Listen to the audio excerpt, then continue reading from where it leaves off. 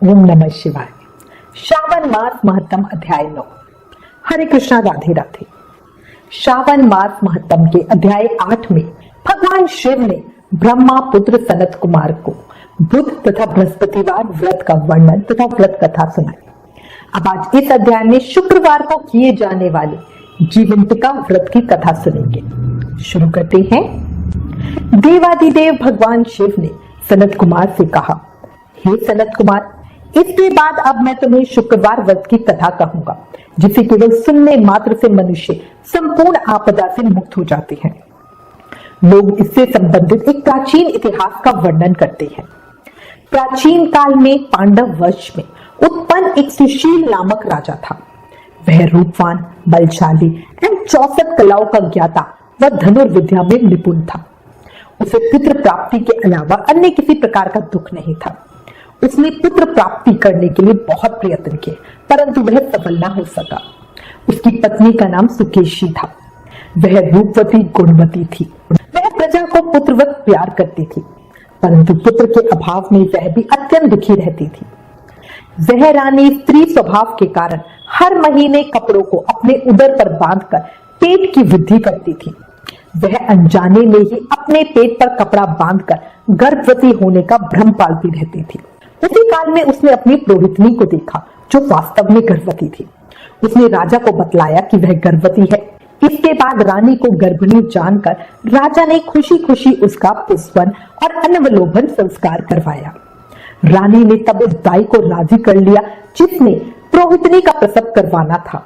8वां महीना होने पर सीमंतोन्नयन संस्कार के समय राजा अत्यंत हर्षित हुए।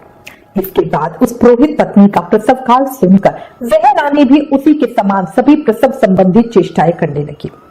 पुरोहित की पत्नी चूंकि पहली बार गर्भवती थी, अतः प्रसूति कार्य के प्रति वह पूरी तरह से अनजान थी और प्रसव कराने वाली दाई के कहने के अनुसार ये सब कर रही थी। प्रसव के दिन दाई ने पुरोहितनी की आंखों पर पट्टी बांधकर उसका प्रसव कराया।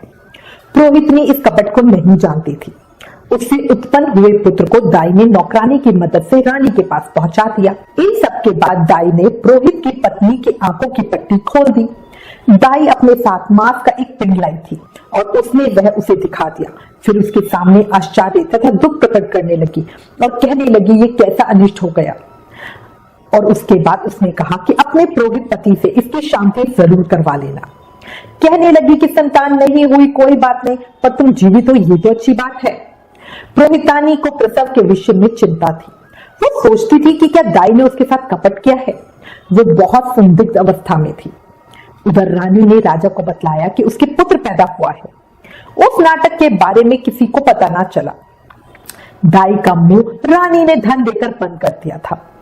शिव बोले, हे सनत कुमार, राजा ने पुत्र जन्म का समाचार सुनकर जात कर्म संस्कार कराया और ब्राह्मणों को हाथी, घोड़े तथा रथ आदि प्रदान किए।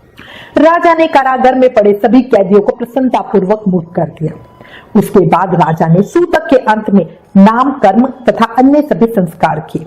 उन्होंने पुत्र का नाम प्रियव्रत रखा। दूसरी तरफ उस पुरोहितानी ने शुक्रवार के दिन श्रावण मास के महीने में देवी जीवंतिका का पूजन करवाया।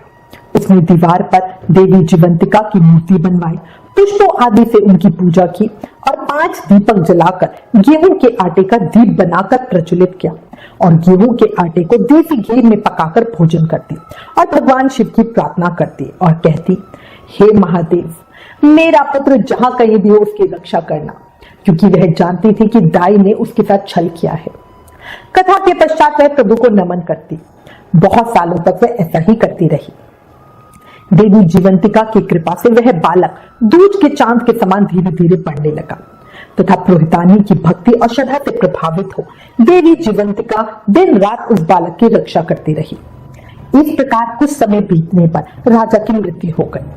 तब प्रीत भक्त उनके पुत्र ने उनकी परलौकिक क्रिया संपन्न की। इसके बाद मंत्रियों तथा पुरोहितों ने प्रिय व्रत को राज्य पर अभिषिक्त किया।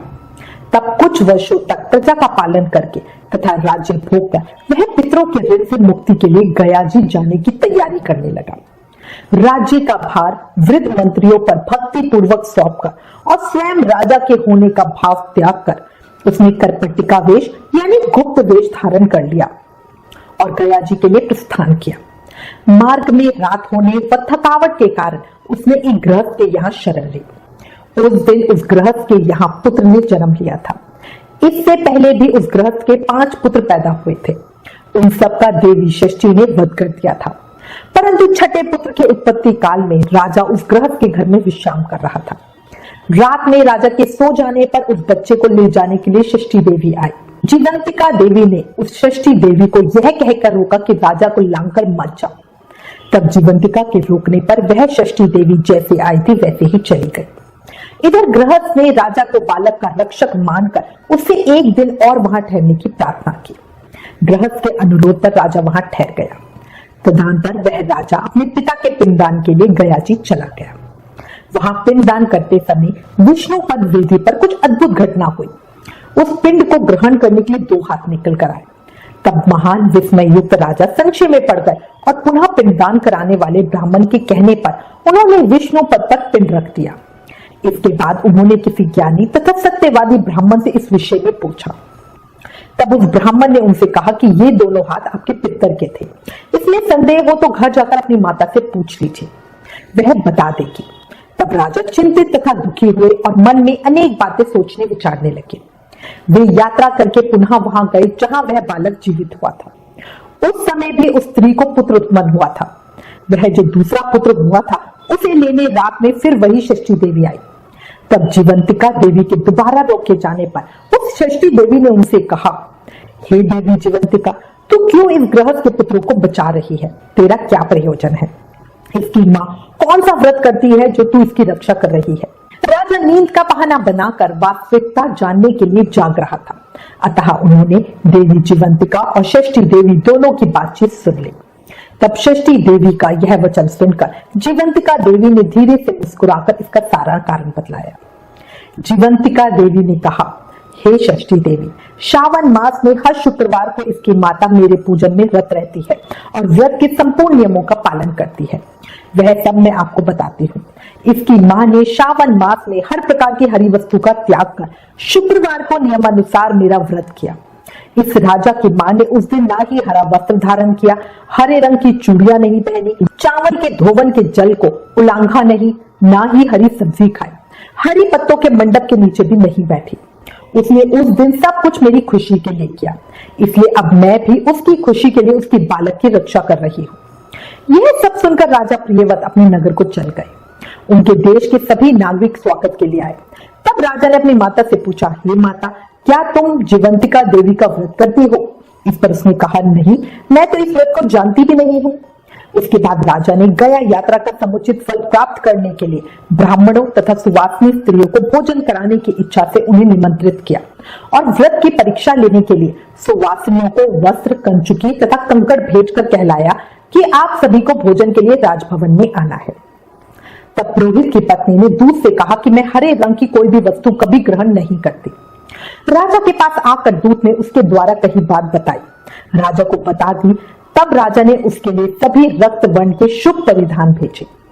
वह सब धारण करके पुरोहित पत्नी भी राजभवन में आई। राजभवन के पूर्वी द्वार पर चावलों के धोने का जल पड़ा देखकर और वहां हरे रंग का मंडप देखकर वह दूसरे द्वार से गई। तब राजा ने पुरोहित की पत्नी को प्रणाम करके इस नियम का संपूर्ण कारण पूछा। इस पर उसने इसका कारण शुक्रवार का व्रत बताया। उस प्रिय व्रत को देखकर पुरोहित पत्नी के दोनों स्तनों में से बहुत दूध निकलने लगा। दोनों वक्ष स्थलों ने उस राजा को दुग्ध की धाराओं से पूर्ण रूप से सिंचित कर दिया। तब गया में विष्णुपदी पर निकले दोनों हाथों जीवंतिका तथा षष्ठी दोनों देवियों के वार्तालाप तथा पुरोहित पत्नी के स्तनों से दूध निकलने के द्वारा राजा को विश्वास हो गया कि मैं इसी का पुत्र हूँ।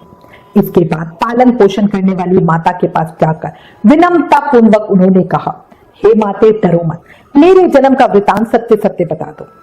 यह सुनकर सुंदर केशों वाली रानी ने सब कुछ सच सच बता दिया। तब प्रसन्न होकर उन्होंने जन्म देने वाले अपने माता पिता को नमस्कार किया और संपत्ति से वृद्धि को प्राप्त कराया। वे दोनों भी परम आनंदित हुए। एक रात्रि को स्वप्न में राजा ने जीवंतिका देवी से पूछा, हे भद्रे, मेरे पिता तो जीवित हैं, तब गया में विष्णु पद में मुझे 2 हाथ क्यों दिखलाई दिए? देवी ने राजा को स्वप्न अवस्था में कहा, हे राजन, तुम्हें विश्वास में लाने के लिए ही मैंने माया रची थी, अब आप संशय ना करो। शिव बोले, हे सनत कुमार, मैंने श्रावण मास में शुक्रवार व्रत का महत्व तुम्हें सविस्तार कह सुनाया है। इस व्रत से मनुष्य की समस्त मनोकामनाएं पूरी हो जाती है और वह सर्वसम्मत हो जाता है, इसमें कुछ भी विचारणीय नहीं है। इस प्रकार श्री स्कंद पुराण के अंतर्गत ईश्वर सनत कुमार संवाद में श्रावण मास महत्तम में शुक्रवार देवी जीवंतिका व्रत कथन नामक 9वां अध्याय समाप्त।